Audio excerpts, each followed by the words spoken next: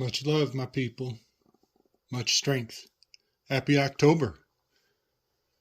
So I wanted to do a little follow-up on my last video, just kind of finishing off a few details regarding the ritual of the two towers, the guardians at the gates, Ruth Bader Ginsburg and Antonin Scalia. Some people may recall some biblical verses. I can't bring them to bear right now, but it has to do with certain entities waiting at the gates to pillage you. I wish I had that verse. I don't want to lean on the Bible too heavily, but I do believe that these ancient texts go back way further back than King James, and all the way into the ages of Egyptian mythos, pre-deluge insight, and they are maintained on the higher orders of the secret keepers of this realm. And I believe that has much to do with what we're looking at. We are dealing with these guards of the gates. And I'm going to start with RBG, Ruth, and I'm going to put a little more focus in this video on Antonin and some of the signs and indications that he represents this moon card in the sign of Pisces.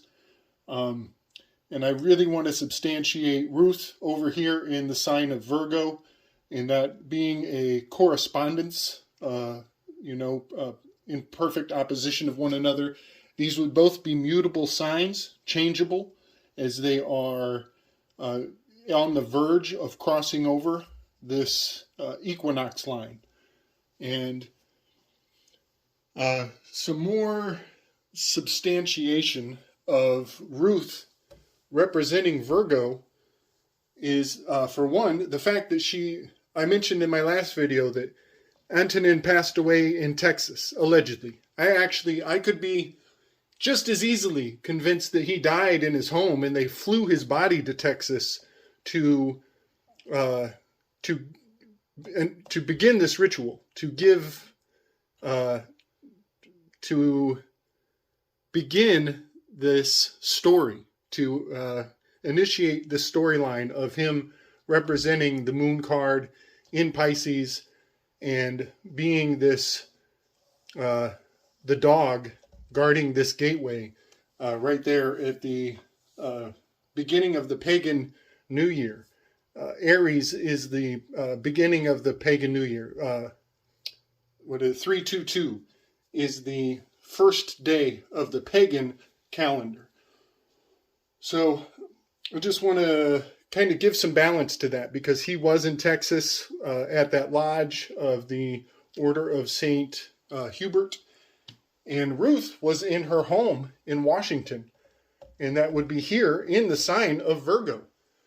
And I want to point out that her name, Yita, her birth name, her actual birth name, Yita Rushel Bat Kalia, is that Yita translates to Vita, and Virgo is an anagram for vigor.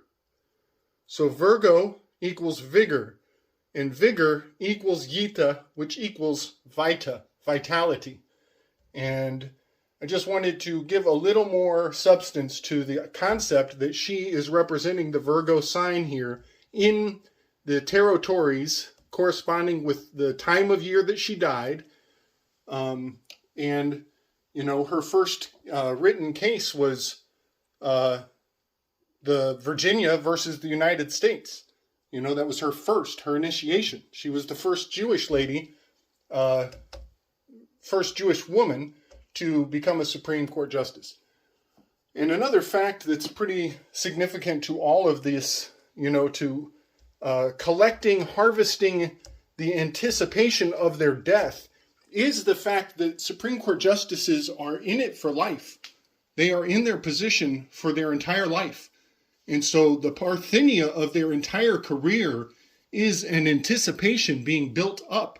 And when they die, much ritual is required to replace that, the pillar, that icon. So the value of the anticipation of their death is massive, and we are all participants in our, for those who engage their citizenship. There is much, a grand harvest is built into the fact that they are in that position for their entire life, for their entire vita. So I'm going to try to do a little bit of editing, and we're trying to enhance my production abilities. So bear with me. I will try to bring forward a photograph of Ruth Bader Ginsburg. I'm not sure if I'll be able to do it right now, or if I'll have to splice it in at the end of the video.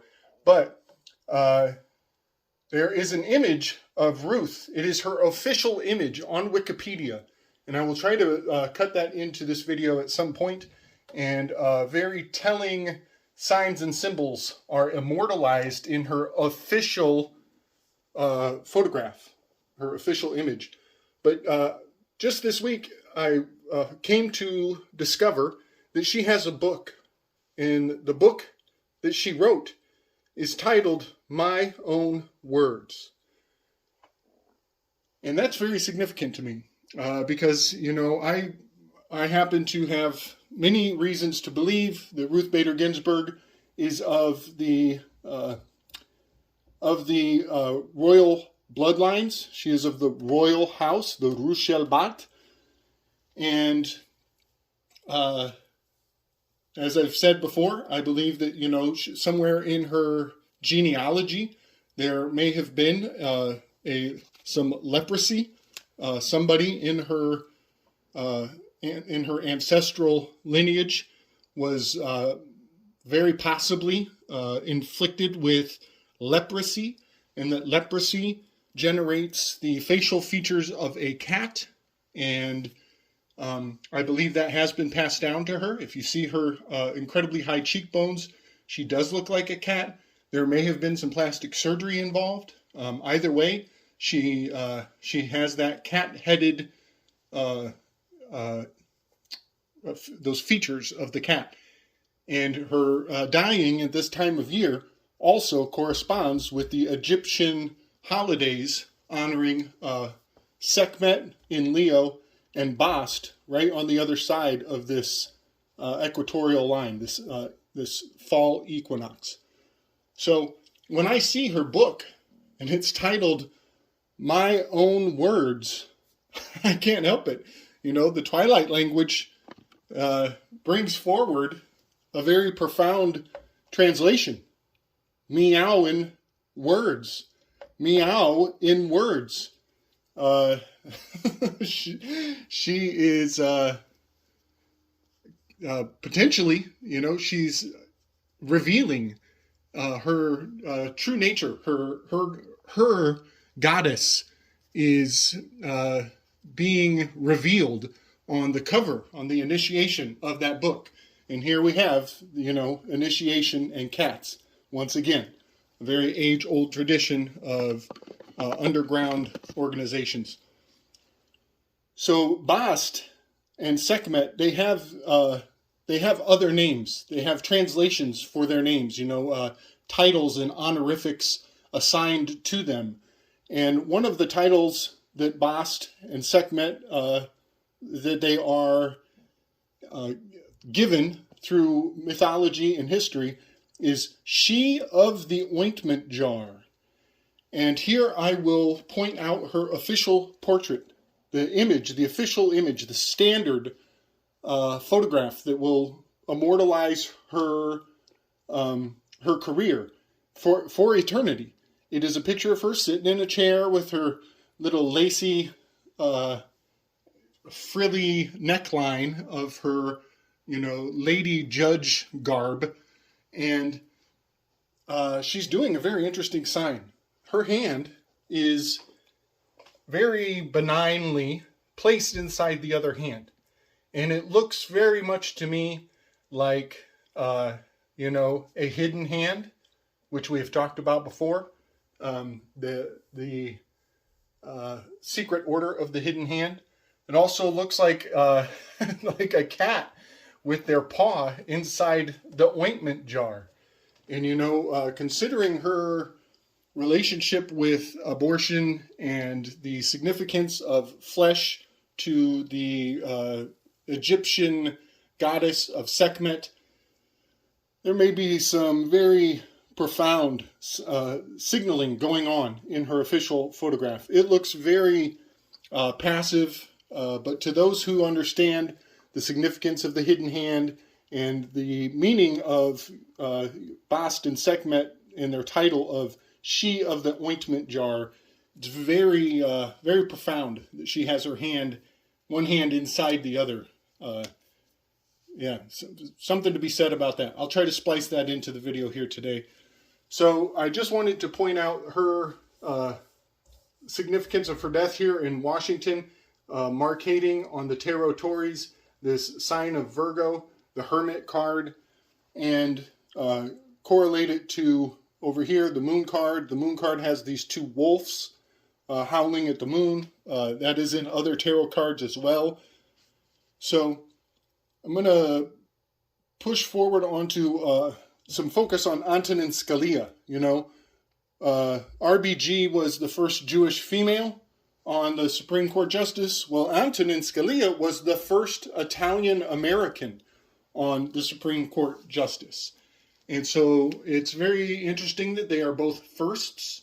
They are both an initiation of a new concept into the world. There is a birthing, a very sacred birthing instilled into both of their careers. And with this as our cultural context, some very profound things come to light in his career. The fact that he was Italian. And I looked up his writings, some of his books, and a very profound anagram came to light when I looked at some of his books. One of his books is Scalia's Court, a legacy of landmark opinions and dissents.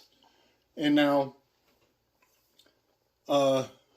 dissent is a profound, you know, this is meaning he disagrees, and he went against the majority opinion of the Supreme Court. There's a lot of value in understanding that, but it also, to me, with a name that means ladder, Scalia means ladder, dissent is a very profound, signal. We probably are dealing with the Masonic tracing board, which often depicts a ladder on the tracing board. So I take the first letters of this title and put them in the exact order that they're laid out, and you get an absolutely profound phrase. Scalo, load. Scalo, L-O-A-D. Scalo, load, is hidden in, stenographically hidden within the title of one of his books. And at first I thought that was enough. That was all I needed to see. And that we were talking about the loaded scales, you know, and here we're dealing with Anubis and the death ritual of weighing your heart against the feather, and that the scales will be loaded, you know, such that, there is no justice. You know, he has captured the regulatory process of the underworld.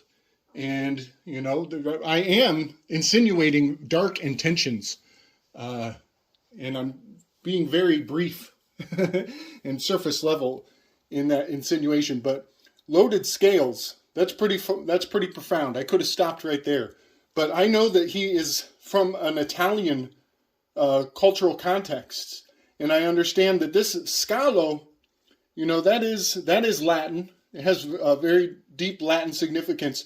So I put this word into Google Translate, and wouldn't you know, under Italian, the definition of the word scalo is, it does mean scales, but there is a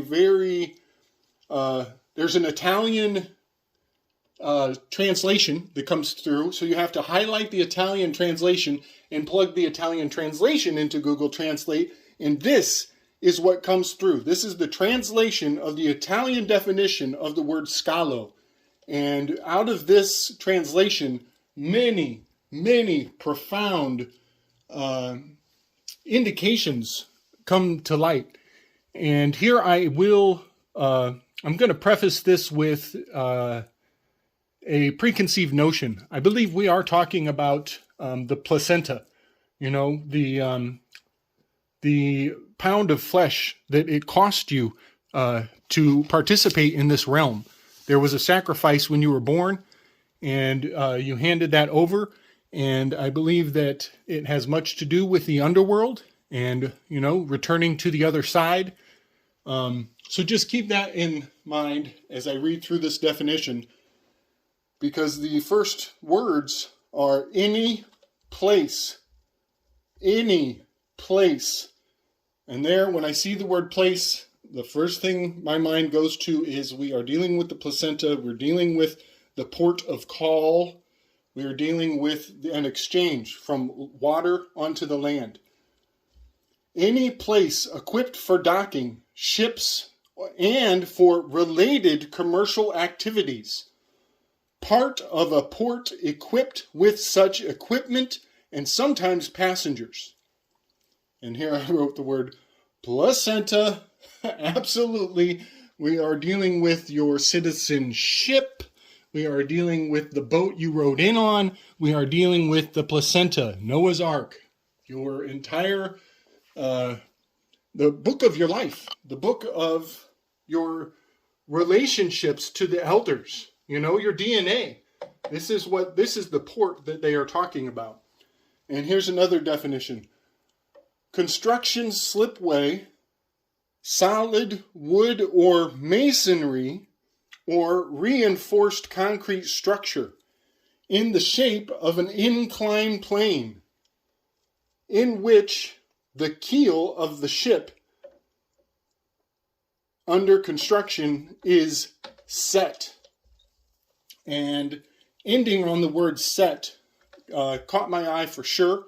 I looked up, you know, Set, the jackal-headed god of the Egyptian weighing of the heart ceremony, and one of his many names is usurper, as he is a how do I say, he was a he has stolen his position in the echelons of heaven. He does not belong there. He forced his way in to his position in the pantheon of the Egyptian deities. And usurper is really profound to me, you know. Here we have U.S.